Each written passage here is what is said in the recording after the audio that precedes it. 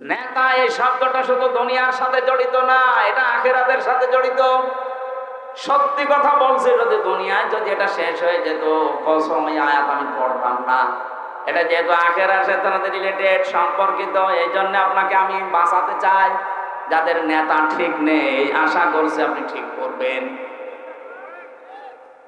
নেতা ওইগুলো নয় যে মানুষগুলো দুনিয়ার ময়দানে ইসরাফ করে, যে মানুষগুলো দুনিয়াতে বিনা কারণে অপচয় করে, অপব্যয় করে, আর ফাসাদ সৃষ্টি করে, শান্তি প্রতিষ্ঠার জন্য কাজ করে না। এটা আমি বানালাম। হ্যাঁ, আপনি কথা বুঝতেছি? সূরা শুআরায় আছে 19 নাম্বার পারা 12 নাম্বার পৃষ্ঠার 5 নাম্বার লাইনের 151 152 নাম্বার আয়াত।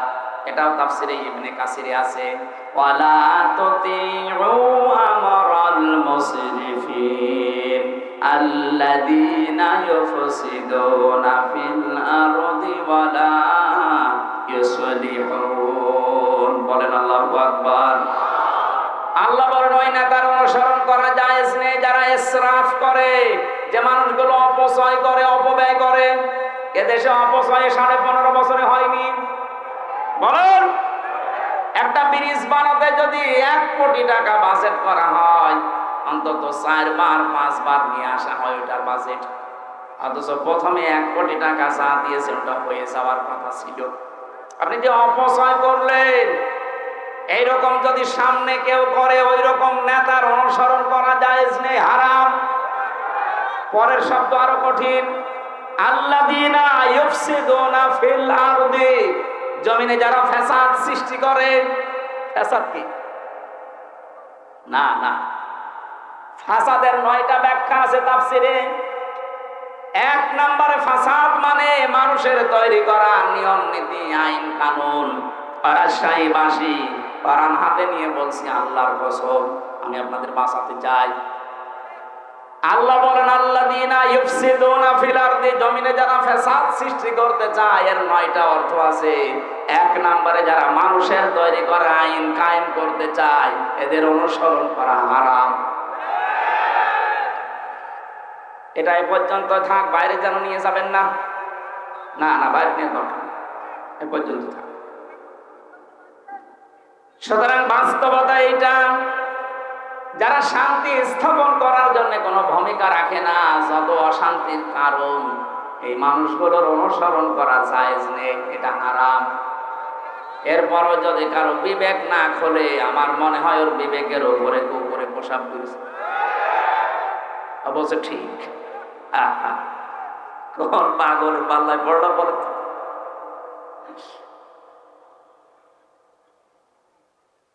এরপরে বিচারের 3য় অবস্থা হচ্ছে কিয়ামতে আল্লাহ লক্ষ কোটি কোটি মানুষের সামনে আপনাকে দাঁড় করাবেন। এবার অবস্থা আর খারাপ হবে। এজন্য মাঝে মাঝে মনে হয় আল্লাহ নামের আগে আলেম লিখে দিয়েছে, মানুষেরা আলেম মনে করে। কিয়ামতে যখন এই জ্ঞানের উপরে আমার আমল না থাকবে, কোটি কোটি মানুষের সামনে ঠিক এই সম্মানের জায়গায় ঠিক উল্টা অপমান করা হবে। এজন্য যে যত বড় দায়িত্বে আছে, যে যত বড় চেয়ারে আছে, বড় জায়গায় আছে, তার দুনিয়াতে দায়িত্ব কিন্তু তত বড়। ওই লোকটা যদি ওই দায়িত্ব সঠিকভাবে পালন করতে না পারে, কিয়ামতে বিচারে আল্লাহর কাঠগড়ায় ধরা খাবে। এই দেশের সবচাইতে বড় মসজিদ, কেন্দ্রীয় মসজিদ যেটা বাইতুল মুকাররম, কথা বলেন না কেন? জাতীয় মসজিদের যিনি এখন খতিব হয়েছেন, শ্রদ্ধাভাজন ব্যক্তিত্ব, বড় বড় আলেম বাংলাদেশে যদি 5 জন থাকে, তার ভেতরে তিনি একজন। হাদিসের উপরে অনেক পাণ্ডিত্য আছে তার। আল্লামা মুফতি আব্দুল মালিক হাফিজাহুল্লাহ, ওনার এখন সবচাইতে বড় দায়িত্ব হচ্ছে ওই ময়দানে, ওই জায়গায় বসে এই জাতিকে সংশোধনের জন্য যত সঠিক হক, এই কথাগুলো তুলে ধরা। খতিব ওবায়দুল কাদের, এই খতিব ওবায়দুল্লাহ সাহেব যেভাবে তুলে ধরতেন, ওবায়দুল হক, আমার মনে হয় এখন আমরা যে খতিব পেয়েছি একজন যোগ্য, আমরা চাই এই যোগ্যতা তিনি যেন কাজে লাগান। এতদিন যাদের পেয়েছিলাম তারা জালেমদেরকে নাম দিত কওমি জননী। জনগণ পিটিয়ে বিদায় করেছিল, এত শ্রোতা মেরেছে তার দিকে জনগণ। ও বলছে না, আমার গায়ে কোনো শ্রোতা লাগে না। আপনি এইরকম কথা বলতে পারবেন? আমরা আশা করছি, আকাঙ্ক্ষা করছি, তামান্না করছি, যিনি আমাদেরকে এখন পথ দেখানোর জন্য দায়িত্ব নিয়েছেন কেন্দ্রীয় মসজিদের, তার ভূমিকাও হবে ঠিক ওই রকম। কথা বলে না কেন?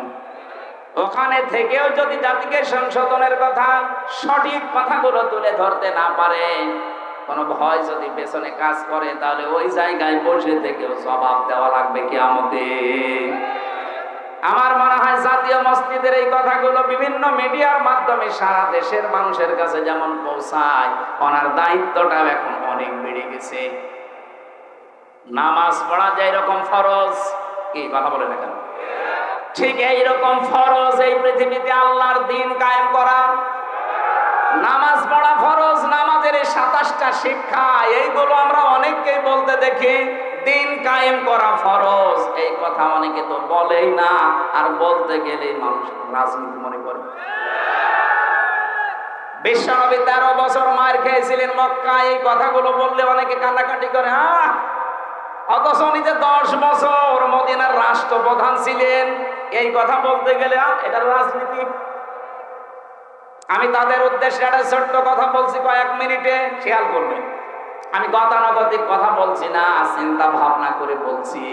আমি দেখতে পাচ্ছি এই চরিত্রের মানুষ এই দেশে এখন বাড়তেছে।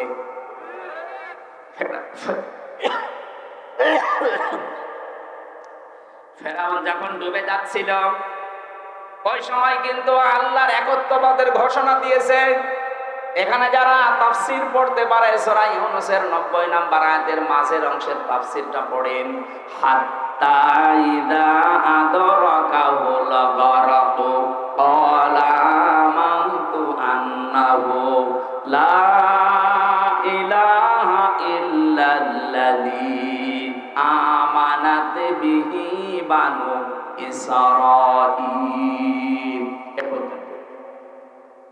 আল্লাহ বলেন যখন ডুবে যাচ্ছিল তখন ঘোষণা দিয়েছে, আমি ঈমান আনলাম ওই আল্লাহর উপরে যার উপরে বনি ইসরাঈলরা ঈমান এনেছে। কিন্তু ওই জামানার যিনি প্রেরিত পুরুষ আল্লাহর পক্ষ থেকে নবী এবং রাসূল এবং কিতাব নিয়ে এসেছিলেন, মুসা নবী। কথা বলেন না কেন? ওই জামানার প্রেরিত পুরুষ যিনি ছিলেন নবী, রাসূল এবং আসমানি বড় কিতাবের একটা তাওরাত, এ পর্যন্ত জানেন না?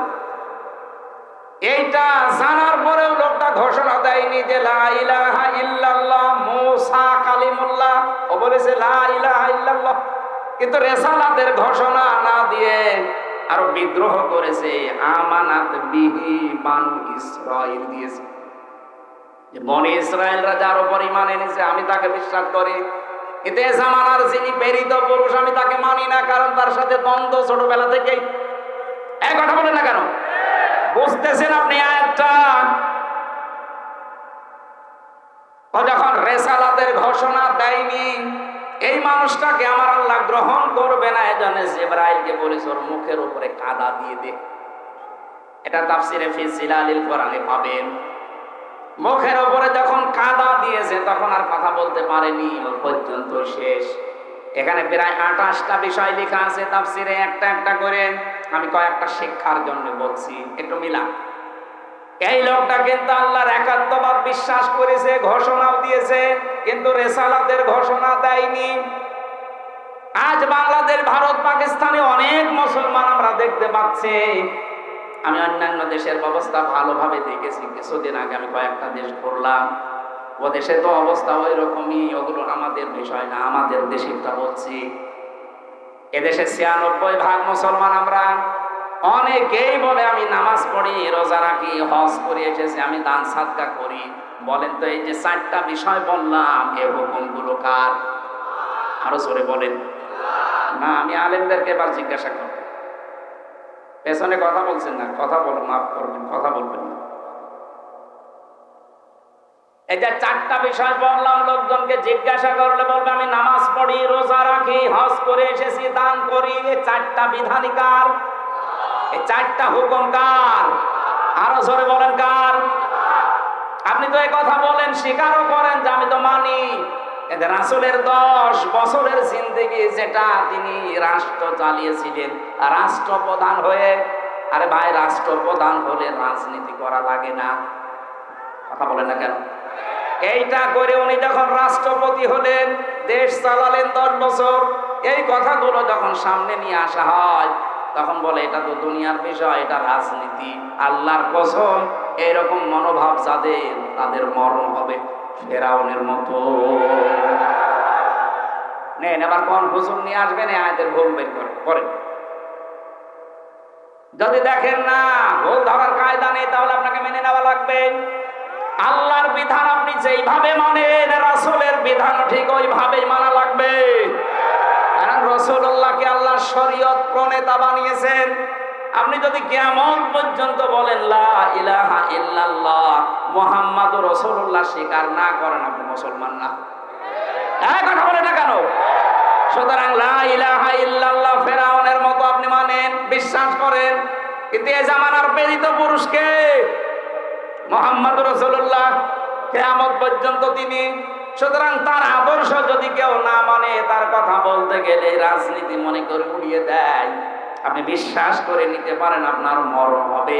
নামাজ পড়ে, রোজা রেখে, হজ করে, দান করেও ফেরাউনের মতো। আমি এর নিচে আর নামতে পারলাম না। এরপরেও যদি কেউ না বোঝার ভান করে বসে থাকেন, যে যা বলে বলবো, আমার দরকার নেই, যান আপনি বাড়ি চলে যান।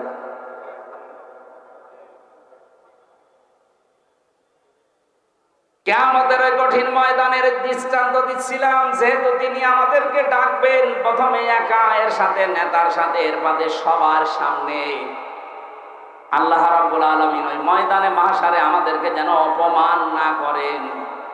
কিছু মানুষকে আল্লাহ মাফ করতে চাইবেন। হঠাৎ করে তাকে ময়দানে মাহশারে মানুষের সামনে থেকে বলবে এইদিকে আয়। পর্দার ভেতর থেকে আড়াল করে জিজ্ঞাসা করবে আস্তে আস্তে, হামজা এই অপরাধগুলো করেছিলি? যেহেতু সব প্রকাশ হয়ে গেছে, সব সাক্ষ্য তার সামনে, তখন মাথা নিচু করে ওই বান্দা বলবে আল্লাহ হ্যাঁ আমি স্বীকার করলাম। এমন কাকুত মিনতি আরম্ভ করবে, কারণ চারিদিকে তো কেউ নেই, পর্দা দিয়ে ঘেরা, শুধু আল্লাহর সামনে লোকটা একা।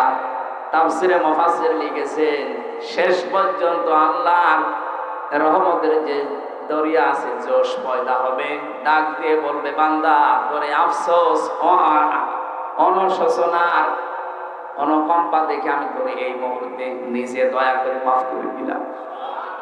হাদিসটা পড়ার পরে আমার মনে হয় মাঝে মাঝে আল্লাহ ওই জায়গায় যেন আমার মতো একজন থাকে, কাউকে নেই, স্রেফ একা, পর্দার ভেতরে ডাক দিয়ে আমাকে তুমি একা একা জিজ্ঞাসা করো, হামজা এই করেছিলি? আমি স্বীকারও করব, কারণ আমি এখনই স্বীকার করছি সবার সামনে যে আমি অপরাধী। কথা বলেন না। এই বাংলাদেশে যে তাওবা গুলো হয়, এখানে যারা ইমাম আছে, মসজিদে গেলে তাওবা পড়ায়, পীরের দরবারে তাওবা পড়ায়, এগুলা একটা তাওবার বাক্য, কিন্তু তাওবা এর নাম না।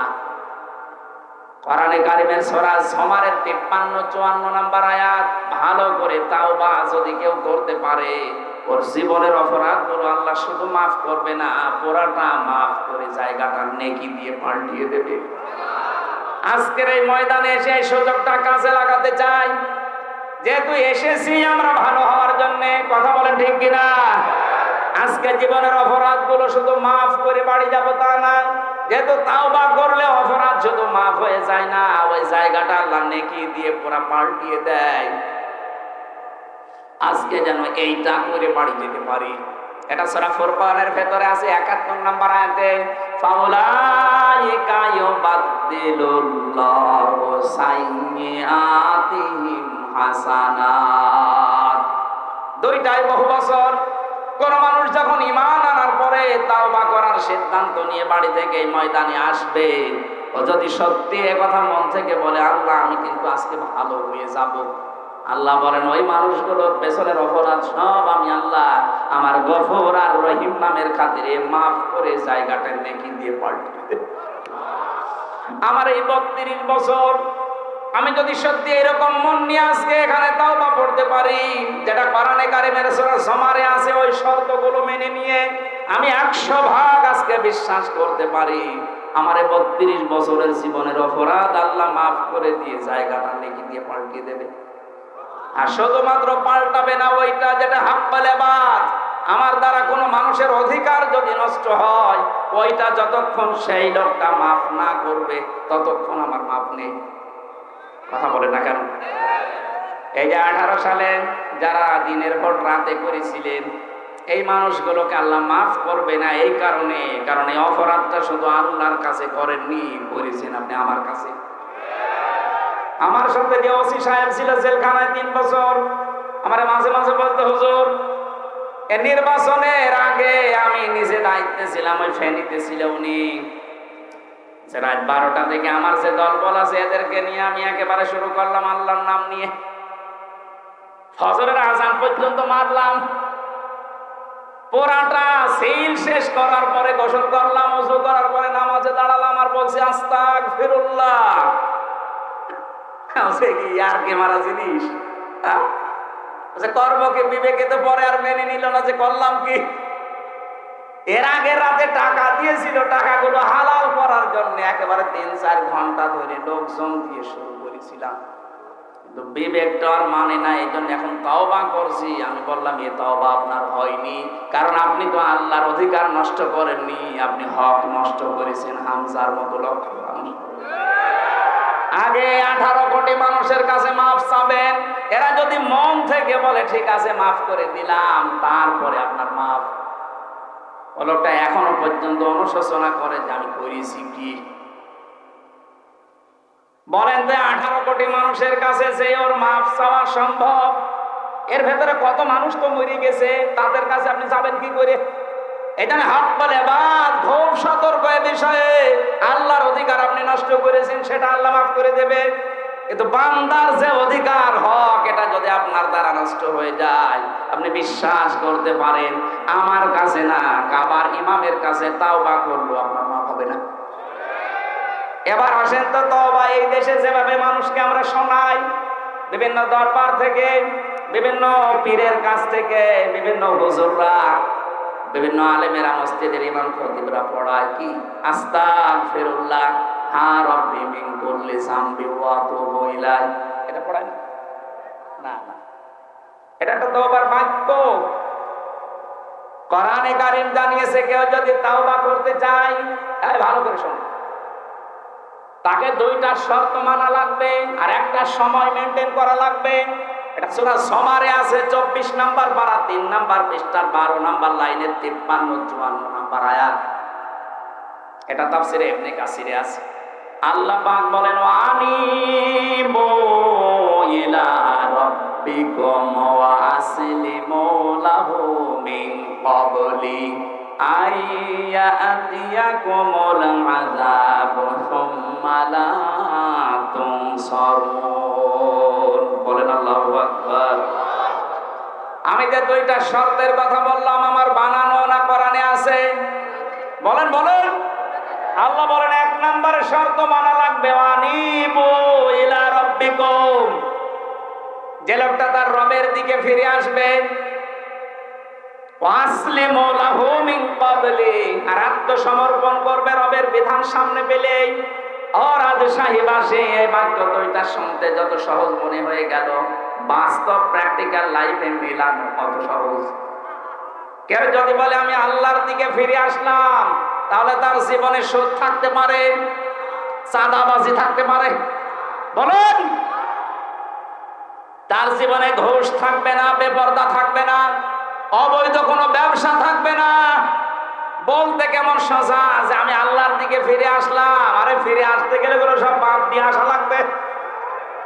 এবার বলেন তো তওবা হচ্ছে কিনা আমার?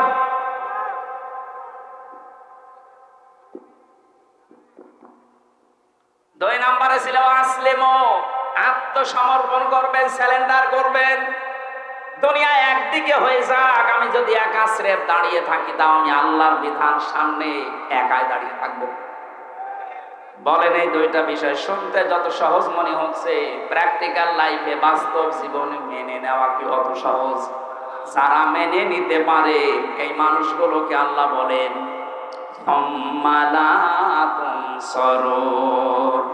ওই আযাব আসার পূর্বে আপনাকে এই দুইটা শর্ত মানা লাগবে। যখন আপনাকে আর সাহায্য করা হবে না, ও রাজশাহীবাসী, আমরা সবাই এখানে বিশ্বাস করি, জানি যে আমাদেরকে সাহায্য করা হবে না মরণের সময়। কোন সময়? বলেন বলেন। আর মরণ আসবে তো 41 সালে। আপনি কোন কারণে টার্গেট দিলেন বলেন? আপনার তো একটা ভরসা ছিল কারো উপরে হোক, আপনি তো আন্দাজে টার্গেট দেননি। আমি বসে আছি, আমি দাঁড়াবো, সে গ্যারান্টি আমার নেই। আর আপনার বয়স তো 80 বছর, আবার টার্গেট দিয়েছেন 41, আবার জন্ম নেবেন আবার। মাঝে মাঝে জেলখানায় কিছু ভয়ঙ্কর আসামি আসতো আমার সাথে দোয়া নেওয়ার জন্য। এটা মুকিম গাজী, ওর 160 বছর জেল। আপনিও বের হবে, আপনার তো আর একবার জন্ম নেওয়া লাগবে যদি পুরা জেল কেটে বের হওয়া লাগে। যেই লোকটা মারা গেল, এই যে শাহজাহান জল্লাদ, ও একবার এসেছিল এইরকম বড় বড় গোপ দেখে আমার ভয় লেগে গেছে। কে আপনি? বলছে আমি জল্লাদ। বলো জল্লাদ এরকমই হয়। কয় বছর আছেন? ওই সময় বলছিল যে 27 বছর। কয় বছর আপনার জেল? বলছে 140 বছর। 140 বছর আপনার জেল, এরপরও আপনি হাসি আনন্দে আছেন, বলছে আমি আবার বের হব। আমার তো মনে হয় শাহজাহান জল্লাদের মতো ওই রকম চিন্তা ভাবনা আপনিও করেছিলেন যে 41 সাল। কি করে মানুষ আন্দাজে টার্গেট দেয়? 1 সেকেন্ডের গ্যারান্টি আমার হাতে নেই, আর আমি টার্গেট দিয়ে ফেললাম 10, 20 বছর, 15 বছর। শয়তানের 3টা কাজ আমি কোরআনে পেয়েছি বিশেষ ভাবে। আমার মনে হয় এটা বললে অনেক মানব শয়তানের সাথে মিলে যাবে, শেষে আবার মন খারাপ করবে। এটা সূরা আরাফের ভেতরে আছে। এই অন্যদিকে না, আপনি কোরআনের সাথে মিলাবেন। আল্লাহ রাব্বুল আলামিন বলেন ক্বালা ফাহাবিত মিনহা ফামা ইয়াকুনু লাকা আন তাতাকাব্বারা ফিহা ফাখরুজ ইন্নাকা মিনাস সাবিরিন। শয়তান যখন অহংকার করেছিল, আমি বললাম জাবুর হয়ে যা, কোন অহংকারীকে আমার জান্নাতে আমি জায়গা দেব না, বের হয়ে যা, এখান থেকে চলে যা। ফামা ইয়াকুনু লাকা আন তাতাকাব্বারা ফিহা, এখানে যারা আলেম আছেন দেখেন তো, তাতাকাব্বারা এটা মুজারে, বর্তমান, ভবিষ্যৎ, প্রেজেন্ট, ফিউচার। আল্লাহ বলেন এই শুধু এই সময় না, কিয়ামত পর্যন্ত কোন অহংকারীর জায়গা আমার এই মানানো জান্নাতে হবে না, বের হয়ে যা। ফাখরুজ ইন্নাকা মিনাস সাবিরিন, তোকে আমি দুর্বল করে দিলাম, নিম্নগামী করে দিলাম, ছোট করে দিলাম, অপদস্থ করলাম। কিয়ামত পর্যন্ত মানুষ শুধু করে গালি দেবে। আপনি দেখেন দুনিয়ায় অনেকে নিজে অন্যায় করে আর গালি দেয় শয়তানকে। ওই সময় শয়তান আল্লাহকে বলেছে, আল্লাহ আমি এত ইবাদত বন্দেগী করেছি, এত সেজদা দিয়েছি, বিনিময়ে তুমি আমারে কিছু দেবে না। তুমি তো ন্যায় বিচারক, একটা ন্যায় বিচার আমার উপরে করো। আল্লাহ বলেন কি চাবি বল। ও 3টা জিনিস চেয়েছে। তাফসিরে আমি পড়েছি কিয়ামত পর্যন্ত যারা শয়তান মার্কা মানুষ, তারা এই 3টা জিনিস চাইবে। আপনি দেখেন আপনার সাথে মিলে কিনা। 1 নম্বরে শয়তান বলেছে ক্বালান দিরনি ইলা ইয়াউমি ইউবাসুন, হে আল্লাহ আমাকে তুমি ছাড় দাও, আমি বাঁচতে চাই, কিয়ামত পর্যন্ত আমার হায়াত বাড়িয়ে দাও। আল্লাহ বলেন দিলাম। মুফাসসির লিখেছেন শয়তান মার্কা মানুষগুলো দুনিয়ায় বেশি দিন বেঁচে থাকার আকাঙ্ক্ষা পেশ করে। আর আপনি তাকান, তামাম দুনিয়ার অবস্থা এক, শয়তান মার্কা মানুষগুলো বেশি দিন বেঁচে থাকে। এত মানুষ মরে, শয়তানের মরণ নেই, আরো বৃদ্ধি বাড়ে। দুই নম্বরে শয়তান বলেছে ক্বালা ইন্নাকা মিনাল মুনজারিন, আমাকে ছাড় দাও। শুধু তা না, আমি অর্থ চাই, টাকা চাই, সম্পদ চাই, ক্ষমতা চাই। এই যে তাকান দুনিয়ার দিকে, ক্ষমতা টাকা পয়সা যাদেরই বেশি, ওরা আল্লাহ রাসূলের বিরুদ্ধে বেশি। তিন নম্বরে শয়তান বলেছিল ক্বালা ফাবিমা আগওয়াইতানি লাআকুদান্না লাহুম সিরাতাকাল মুস্তাকিম। হে আল্লাহ, আমি কিন্তু কিয়ামত পর্যন্ত হায়াত পেয়েছি, ক্ষমতা টাকা পয়সা চেয়েছি, এমনি না। তোমার যে বান্দা বান্দীদের কারণে এই বানানো জান্নাত থেকে আমার বিদায় করে দিলে, যেখানে আমার ঘোষণা দিলে যে আমাকে জাহান্নামে দেবেন, এই জাহান্নামে যাওয়ার জন্য আমি একা না, ভালো ভালো রাস্তার মোড়ে মোড়ে আমি বসে বসে ওত পেতে থাকবো। তোমার এই বান্দা বান্দীদেরকে আমার সাথে যেন আমি নিয়ে যেতে পারি। এই জন্য শয়তান কোনো খারাপ রাস্তায় থাকে না। আপনি সিনেমা হলের সামনে যান, রাজশাহী, শয়তান পাবেন না। যারা আসবেন আমার ভাইরা, ভাই কথা বলেন না কেন?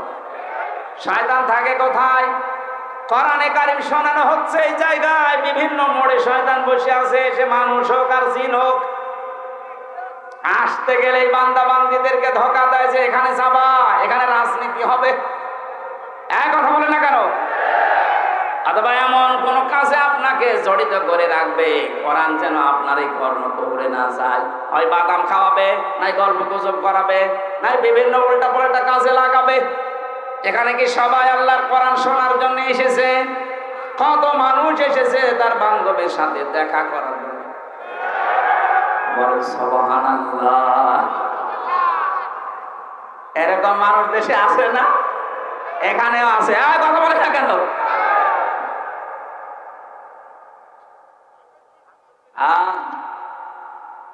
শয়তান যে তিনটা জিনিস চায়, আমরা যেহেতু মানুষ, আমরা ওই তিনটা জিনিস চাইবো। বেশি দিন বেঁচে থাকার আকাঙ্ক্ষা আমাদের নেই। আমাদের আকাঙ্ক্ষা এই, মুমিন যত তাড়াতাড়ি বিদায় নিতে পারবে, তত তাড়াতাড়ি সে আল্লাহর সাথে সাক্ষাৎ পাবে। বিশ্বনবীকে অফার দেওয়া হয়েছিল, আপনি যদি বাঁচতে চান, আপনাকে আমি ছেড়ে যাব। আজরাইল এসে বলছে, হযরতে আজরাইলকে নবীজি বললেন, আমি যদি বাঁচতে চাই তাহলে কতদিন? বলে যতদিন ইচ্ছা থাকতে পারবেন। তারপরে কি হবে? মরা লাগবে। মরাই যদি লাগে, আমি আর বাঁচতে চাই না। হযরতে জিবরাইল আর আজরাইল দুইজন মিলে বলছিলেন, ইয়া রাসূলুল্লাহ, অথচ আপনার জন্য মহান আল্লাহ ইন্তজার করতেছে, অপেক্ষা করতেছে দেখা করার জন্য। নবীজি আবু বকরকে ডাক দিয়ে বললেন, এই পৃথিবীর সব সম্পদ আল্লাহ একটা বান্দাকে দিতে চেয়েছিলেন, কিন্তু সে বান্দা সব সম্পদ উপেক্ষা করে তার মাবুদের সাথে দেখা করা বেশি জরুরি, বেশি প্রয়োজন মনে করেছেন। বলেন সুবহানাল্লাহ। নবীর উম্মত আমরা যারা দাবি করি, আমাদেরও আকাঙ্ক্ষা এই, এ দুনিয়ায় আমরা বেশি দিন বাঁচতে চাই না। বেশি দিন বেঁচে থাকার আকাঙ্ক্ষা এটা শয়তানের। বলেন, টাকা পয়সা, ক্ষমতা, পাওয়ার চাই, প্রভাব প্রতিপত্তি চাই, এইটাও শয়তানের আকাঙ্ক্ষা।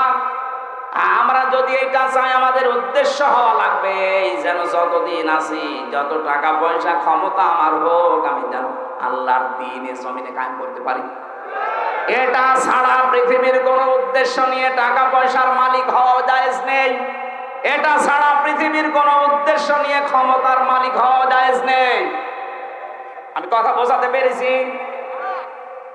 যে কথাটা তুলেছিলাম, কিয়ামতের ময়দানে আল্লাহর সামনে দাঁড়ানো লাগবে, এই চিন্তা ভাবনা নিয়ে যারা দুনিয়ার জীবন কাটায়, হে নবী, আপনি তাদেরকে কোরআন দিয়ে উপদেশ দিলে দেখবেন তাদের কাজ হচ্ছে। যেহেতু এই প্রকারের মানুষ আমরা এখানে বসে আছি, আমরা তাদেরকে আজকে কোরআনে কারীমের তাফসীর থেকে কিছু শোনাতে চাচ্ছি। আল্লাহ আমাকে বলার মতো, আপনাদেরকে বোঝার মতো যোগ্যতা দান করেন, আমিন। সূরা শুআরার 214 নম্বর, মাত্র একটা আয়াত পড়েছি। আল্লাহ আমার মাথার ভেতরে কোরআন সম্পর্কে যা দিয়েছেন, আমার তো মাঝে মাঝে মনে হয় আয়াতে আল্লাহ যত কথা দিয়েছেন, আমার সারা জীবন যদি আয়াত নিয়ে আলোচনা করি, আয়াতটা শেষ করা সম্ভব না, এত কথা এর ভেতরে আছে। তাফসীরুল কোরআন মাহফিল লিখেছেন, আমরা আসেন তাফসীরে প্রবেশ করছি। জবান খুলে কোরআনের এই সোনালী আয়াত একবার পড়েন, আউযু বিল্লাহি মিনাশ শাইতানির রাজিম, বিসমিল্লাহির রহমানির রহিম, ওয়ানদির আশীরাতাকাল আকরাবিন। আল্লাহ পাক বলেন, হে নবী, আপনার নিকটবর্তী যারা আছে এই মানুষগুলোকে সতর্ক করেন, আল্লাহর ভয় তাদের অন্তঃকরণে সৃষ্টি করেন।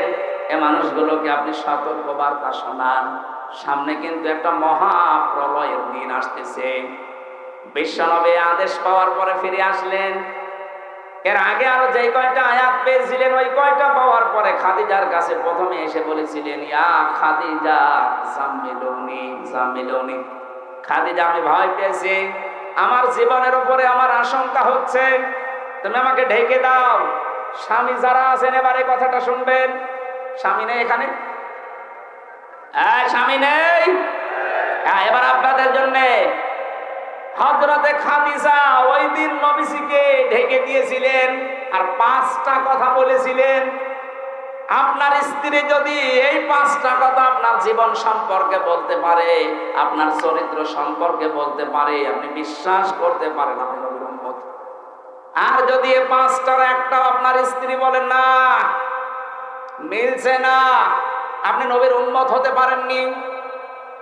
হযরতে খাদিজা ওই দিন প্রথম তাকে বলেছিলেন, কাল্লা, কখনোই না, আল্লাহি, আল্লাহর কসম, মা ইখজিকাল্লাহু আবাদান, আল্লাহ কখনো আপনাকে অপমান অপদস্থ করতে পারে না, আপনাকে ভয় দেখাতে পারে না। 1 নাম্বার এটা বলার পরে তিনি বললেন, ইন্নাকা লা তাসিলুর রিহমা, আপনি তো রক্তের সম্পর্ক ঠিক রাখেন। আর শাইর মা বোনেরা ও ভাইরা যারা স্বামী আছেন, আপনার স্ত্রীর পক্ষ থেকে এই সার্টিফিকেট আপনি কি পেয়েছেন? না, পাবেন না। আপনার স্ত্রী কোনোদিন আপনাকে বলেছে যে না আমার স্বামী যাই করুক সে কিন্তু রক্তের সম্পর্কগুলো ঠিক রাখে? অথচ এখানে অনেক বুজুর্গ বান্দা বসে আছে, নামাজ 5 ওয়াক্তের জায়গায় 6 ওয়াক্ত পড়ে, তাহাজ্জুদ মিলে, অথচ নিজের আপন ভাইয়ের সাথে রক্তের সম্পর্ক ঠিক রাখে না। নিজের বোনের জমি জায়গা নিয়ে ঝামেলা করে তার সাথেও সম্পর্ক কাট করে দিয়েছে। এক কথা বলে না কেন? রক্তের সম্পর্ক যাদের সাথে আছে দুনিয়া একদিকে হয়ে যাক, এদের সম্পর্ক কিন্তু ঠিক রাখা লাগবে। এটা এত দামি বিষয়, সব যখন আল্লাহর বানানো শেষ তখন এই যে রক্তের সম্পর্ক, যেটা রেহেম বলা হয় আরবিতে, এইটা আল্লাহর পা চেপে ধরেছে, কুদরতি পা। ডাক দিয়ে বলে, মাবুদ তুমি তো সবাইকে সবকিছু বললে, তা আমার বিষয় কিছু তো বললে না। আল্লাহ বলেন, রেহেম, হে রক্তের সম্পর্ক, তোমার বিষয় আমার আমার আমার ফায়সালায়, তোমার সাথে সম্পর্ক যারা ঠিক রাখবে আমি আল্লাহ তাদের সাথে আছি, আর যারা তোমার সাথে সম্পর্ক ঠিক রাখবে না আমি আল্লাহ তাদের সাথে নেই। অথচ বাংলাদেশে এই আমলটা নেই। ধর্মাত্মীয় পাঠিয়েছে কুষ্টিয়ায়, মাসে মাসে 3 বার করে যায়, অথচ নিজের আপন বোন এই পুঠিয়া বাজারে 10 বছরে একবার যায় না। কথা বলে না কেন? রক্তের সম্পর্ক যাদের কাছে আছে এটা খেলাছোড়া বিষয় না। দুনিয়ার কোন স্বার্থের জন্য যদি আপনি 3 দিন তার সাথে কথা বন্ধ করে মরে যান, আপনার জীবনের সব বন্ধ, আপনি জাহান্নামে যাবেন। এখানে 3 দিন না, 3 মাস না, 3 বছর না, 30 বছর নিজের আপন বোনের সাথে কথা বলে না, এরকম মানুষ আছে। অধিকাংশ পরিবারে আমরা দেখতে পাচ্ছি এখন স্বামী তার রক্তের সম্পর্কগুলো ঠিক রাখতে পারে না তার স্ত্রীর কারণে। কথা বলে না কেন? অথচ বিশ্বনবী জানিয়েছেন, কোন স্ত্রী যদি চায় যে আমার স্বামী আরো বেশি দিন বেঁচে থাক, আমার স্বামীর সম্মান বেড়ে যাক, আমার স্বামীর প্রভাব প্রতিপত্তি টাকা পয়সা আরো বেশি হোক, সে যেন তার স্বামীকে বারবার তাকিদ দেয়, স্বামী তুমি যাই করো অন্তত রক্তের সম্পর্কগুলো ঠিক রাখো।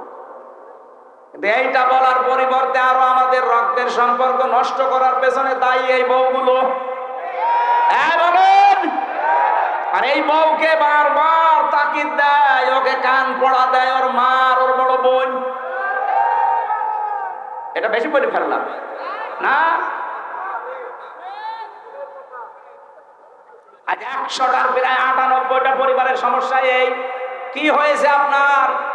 আপনি নিজের মা বাবার জন্য খরচ করলে তো স্বামীকে বাহবা দেন, আর তার নিজের মা বাবা তাকে যে 25 বছর পর্যন্ত শ্রম দিয়ে দিয়ে মানুষ করেছে, তার ওই বোনটা, তার ওই ভাইটা, চাচা, ফুফু, তাদের জন্য কিছু করলে আপনার মন পাওয়া যায় না? আপনার মন এত ছোট কেন? এরকম ছোট মনের বউ আছে কার হাত তোলেন তো? একজন। তাহলে ওয়াজ করে করবো। এই এলাকায় আমার মনে হয় এই আয়াত পড়ার দরকার নেই, আমি অন্য আয়াত পড়ি। যা বসে আছে এসব তো আল্লাহর ওলি।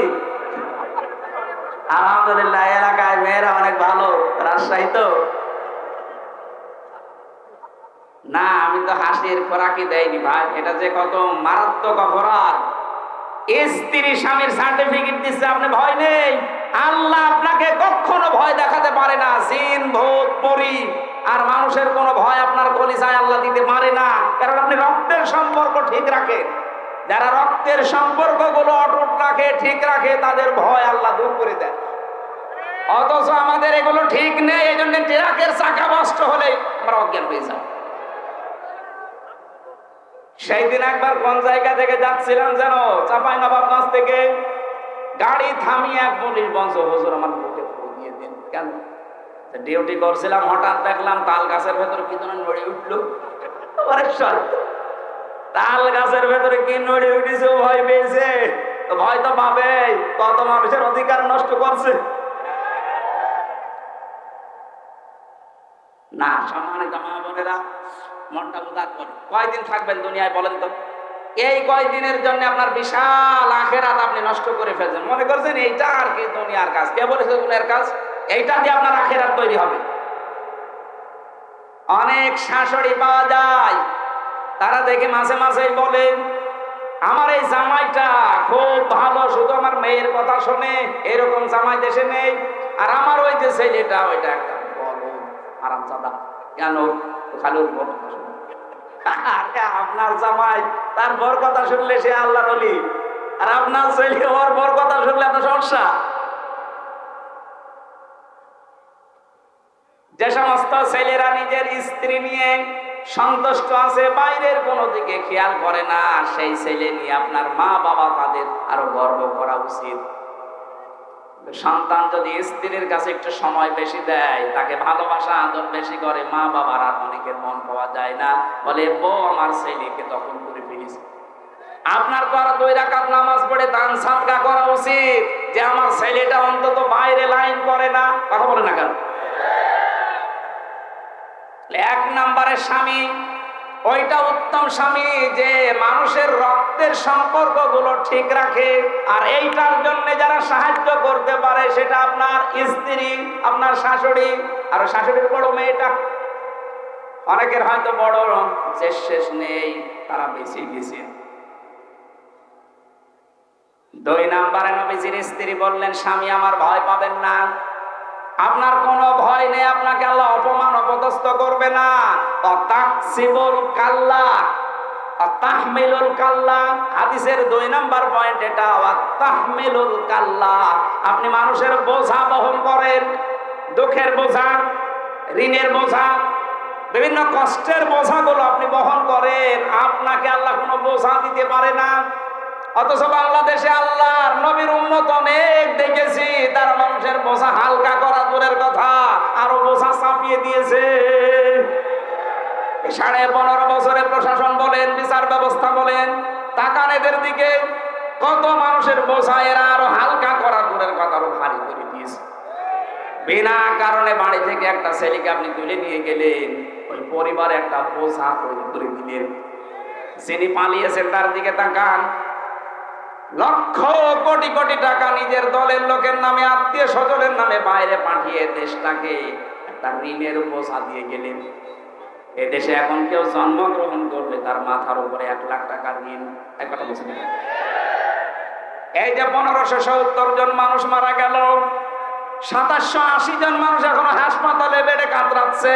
কারো 2 হাত নেই, কারো পা নেই, কারো চোখ নেই, কারো অন্ডকোষ নেই। এই মানুষগুলো তার পরিবারের জন্য মা বাবার কাছে বোঝা না, ভাই বোনের কাছে বোঝা না? কথা বলেন না কেন? এই বোঝা যিনি দিয়ে গেলেন উনি নবীর উম্মত দাবি করতে পারেন? নবীর উম্মতের বাইরে যারা আছে তারা কি? সে যা বলেন বলেন। নবীর উম্মত হতে হলে আপনাকে মানুষের বোঝা হালকা করা লাগবে।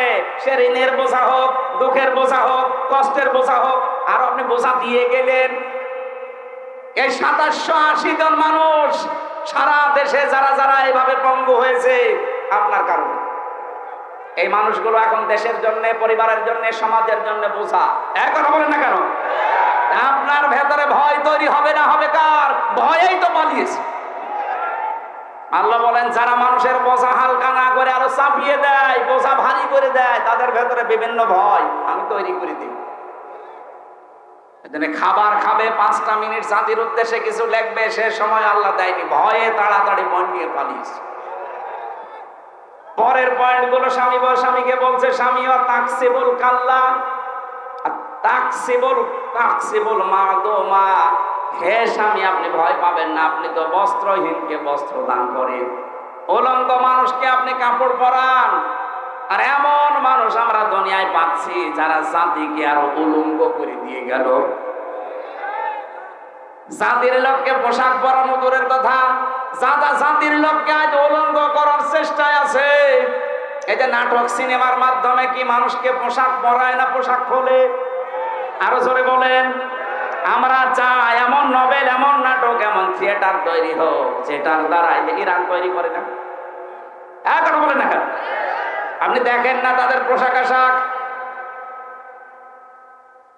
আমি বিশ্বের মুসলিম দেশগুলোতে যেখানে যেখানে গেছি দেখেছি তাদের নভেলগুলো, নাটকগুলো কিভাবে তারা তৈরি করেছে শিক্ষামূলক। মা বাবার সাথে আচরণ খারাপ করলে কি শাস্তি হয় ওটা দুনিয়ায় তারা দেখাচ্ছে। আপনি ওইটা বানাতে পারেন না। ওদের সিনেমা তৈরি হয় কাপড় খোলা দিয়ে, শেষ হয় কাপড় খোলা। এখানে কি শিক্ষা আছে? অথচ লজ্জা স্থান উন্মুক্ত করা এটা শয়তানের কাজ। কথা বলেন না কেন? আজ বাংলাদেশের মেয়েদেরকে অনেকে জুজুর ভয় দেখাচ্ছে, অনেক রাম বাম আর অনেক মুনাফিক। ইসলাম যদি এই দেশে এসে যায় তোমরা কিন্তু এভাবে আর খোলামেলা বেড়াতে পারবে না, তোমাদের ঘর বন্দি করা হবে। কে বলেছে আপনাকে? ইসলাম যদি এই দেশে আসে সবচাইতে নিরাপদে থাকবে মেয়েরা। কথা বলেন। আপনি নিয়ে এসে দেন না কেন? কোথা থেকে মেয়েদেরকে আল্লাহর নবী কোথায় পৌঁছিয়েছে সেই নবীর হাদিস এখনো নেই? ইসলামটা শুধু এনে দেন। মেয়েরা যে নির্যাতিত, নিগৃহীত, ওই জায়গা থেকে ইসলাম তাদেরকে রানীর সিংহাসনে বসাবে ইনশাআল্লাহ। আমিরে জামাত ডাক্তার শফিকুর রহমান এই ঘোষণা দিয়েছেন, মেয়েরা যদি নিরাপত্তা, শান্তি, স্বস্তি পেতে চায় ইসলাম এদেশে আসুক। ওরা আফসোস করবে এই 53 বছরের জন্য যে আরো আগে কেন ইসলামের দেশে কায়েম হইল না। সুতরাং যারা যে জোজোর ভয় দেখাচ্ছেন তাদেরকে যে ইসলাম আসলে ঘরবন্দি হয়ে যাবা, যার যে স্বাধীনতা সেইটা সে অর্জন করে তার মন মতো চলবে, কিন্তু শর্ত পর্দায় থেকে করা হবে। তখন এই হস্টেলে নিজের চাচাতো বোন, মামাতো বোন, খালাতো বোন নিয়ে আপনি আর যেতে পারবেন না। অবৈধ ব্যবসাগুলো বন্ধ হয়ে গেলে, জেনা ব্যভিচার যেই দেশে বন্ধ হয় ওই দেশে আল্লাহর রহমতের দরজা আল্লাহ খুলে দেয়। আশা করছি এইটার সামনে পরিবেশ আসতেছে, যদি আল্লাহ ইসলামে দেশে এনে দেয় আল্লাহর কসম এই পৃথিবীতে সবচাইতে বেশি শান্তিতে আপনার থাকবেন। ঘুষ চাওয়া, দুর্নীতি করা, চাঁদাবাজি করা, যদি কেউ শোনে যে চাঁদাবাজি করেছে হাত ভেঙে ফেলা হবে। যদি শোনা যায় যে ঘুষ চেয়েছে ওর হাত ভেঙে ফেলা হবে। ইসলামী রাষ্ট্রে এইটাই। আল্লাহ যেন ওইটা আমাদের চর্মচোখে দেখার তৌফিক দেন, বলেন আমিন। এই জন্য আমাদের পোশাক পরানোর ব্যবস্থা করা লাগবে। যার যা আছে এটা দিয়ে জাতিকে আজ পোশাক পরা আরো উলঙ্গ করছি আমরা। 3 নম্বরে আপনি তো মেহমানদারি করান, আমরাও মেহমানদারি পেয়েছি। এই 15.5 বছরে যারা আমাদেরকে ধরেছিল আমরা তো তাদের মেহমান ছিলাম। কি মেহমানদারি করেছে? আমার 11 ঘন্টা টাঙ্গিয়ে রেখেছে। কালো কাপড় দিয়ে চোখ বেঁধে, পেছনে আজকে যেমন ওই ব্যারিস্টার সুমনকে বেঁধেছে, পেছনে আমার ওইভাবে বেঁধেছিল। মাথায় ডান্ডা বেড়ি দিয়ে, মাথায় দড়ি দিয়ে 11 ঘন্টা মাটির নিচ ওই ঘরের ভেতরে। আপনি কেন এই কাজ করলেন? নিজেরা এসে আমারে বলছে আপনার কোনো দোষ নেই, আমি জানি। এটা করেন কেন? আমি তো আপনার মেহমান, যেই কয়দিন আছে আদালত আপনার কাছে দিয়েছি মেহমান হিসাবে। আপনি জিজ্ঞাসা করতেন আমার মামলার বিষয় করেন। আন্দাজে এমন প্রশ্ন করে জীবন আমি কোনোদিন নামও শুনিনি। মেহমানের সাথে যারা ভালো ব্যবহার করবে তাদের ভয় দূর করে দেবে কে? অতঈনু আলা নাওয়াইবিল হক, যারা হককে সাহায্যের জন্য, দুনিয়ায় প্রতিষ্ঠার জন্য চেষ্টা চালায়, তাদের ভয় দূর করে আল্লাহ। এজন্য পৃথিবীতে হক হচ্ছে আল্লাহর কোরআন। আরো জোরে বলেন। এইটা প্রতিষ্ঠা করার জন্য কোনো চেষ্টা আমাদের দরকার নেই। এই বলেন, যার যে জায়গা থেকে আমাদের এই মেন কাজ হবে নামাজের মতো, রোজার মতো, হজের মতো, এটা যেন এই দেশে কায়েম করা যায়। আল্লাহ আমাদেরকে এটা চর্ম চোখে দেখার তৌফিক দাও। 56,000 বর্গ মাইলে তোমার কোরআন দিয়ে দেশটা চলছে। 53 বছর তো আমরা বিভিন্ন জিনিস দেখেছি। কারো বাবা চালিয়েছে, কারো স্বামী চালিয়েছে, কারো চাচা চালিয়েছে, কারো ভাবি চালিয়েছে, কারো বাবু চালালো। এখন শুধু দেখতে বাকি আছে যে এইটা দিয়ে চললে কেমন দেখা যায়। কারা কারা এটা দেখতে চান দেখি? লিল্লাহে তাকবীর।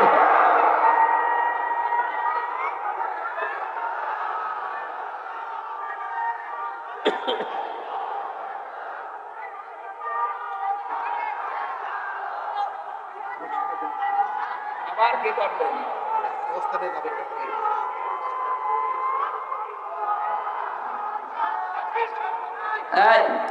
হোসাইন আছে না? এরা কি কোন কাজে নিয়ে আসা হয়? আমার যদি এখন আবার কালেকশন করা লাগে, তো ও কি ঘোড়ার ঘাস কাটতে আসে? এমনি তুললেন দেরি করে, আবার কালেকশন। আমার তো এখন আয়াত শেষ করা লাগবে না। এত কালেকশন করলে তো মাহফিল দেওয়া ঝামেলা। এভাবে দেওয়ার দরকার নেই। আর এরা কয়বার টাকা দেবে? দিলেও তো একবার। টাকা আছে আপনাদের কাছে? টাকা নেই। টাকা দেবে কি? তারপরে ওনারা বলছে বাসটা দেন। কয়েকজন যাচ্ছে, ভাই যা পারেন দেন তো। আর এই কালেকশনে মাহফিল আমরা দাওয়াত দেবে না। যারা একা একা অনুষ্ঠান দিতে পারেন এরকম মাহফিলে নিয়ে আসেন। আমার সময় না দিলে তাফসীর আকারে কথা বলা যায় যে এই যারা যাচ্ছে কই, এই মানুষ আবার উঠাবে। টাকার কথা বললে মানুষের তারপরও কি করবো? এই যে পেছনে ঝামেলা করছে। জান তো ভেতরে যারা যাচ্ছে ওনাদেরকে কই আপনার লোক কই?